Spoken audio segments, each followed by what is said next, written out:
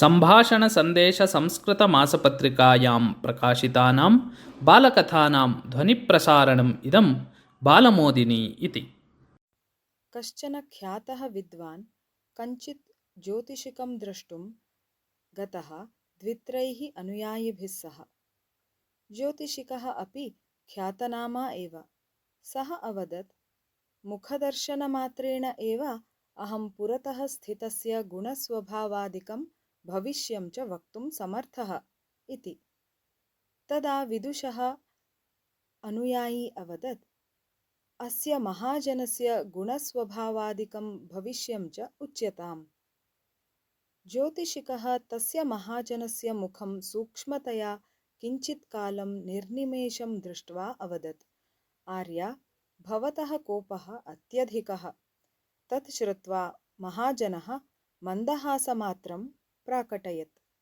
ज्योतिषिकः स्वस्वपरिशीलनम् अनुवर्तयन् अवदत्, लघुषु अपि अंशेषु भवान् प्रमादं करोति कदाचित्। पूर्वापरम् अविचार्य धनव्ययः क्रियते, ततः हानिः अनुभूयते भवता। तथापि सा प्रवृत्तिः न त्यज्यते। आत्मना यत् उच्यते तदनुगुणमेव प्रवर्तेत इति चिन्तनं भवतः। तदा तदा विना कारणम् उद्विग्नः भवति भवान्। कदाचित् विलक्षणः व्यवहारः भवति भवतः।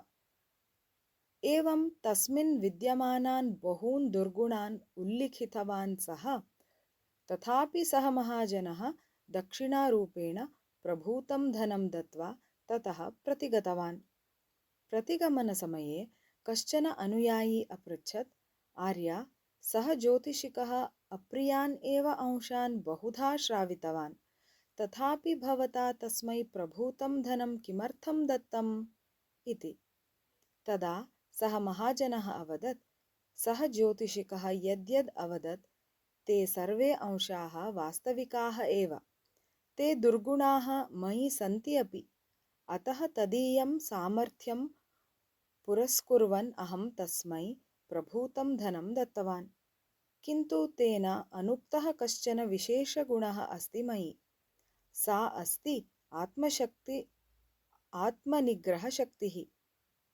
ताम् अवलम्ब्य अहं तान् दुर्गुणान् निगृहीतवान् अस्मि। अतः एव जनाः मयि आदरं प्रकटयन्ति। सर्वे अनुयायिनः आश्चर्येण तस्य मुखम् अपश्यन्।